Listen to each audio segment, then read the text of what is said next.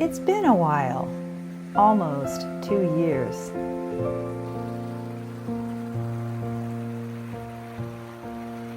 Sometimes, as in all good stories, you're called away and find yourself wandering. Thanks so much for sticking around during this part of my story.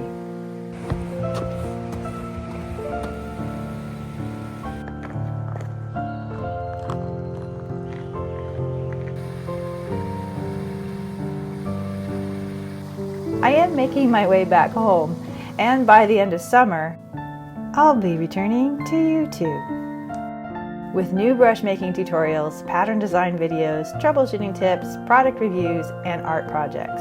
And I'd love to hear from you. What would you like to see next? What would you find inspiring? I really can't wait to start creating with you again. Meanwhile, though, I hope that your days are amazing.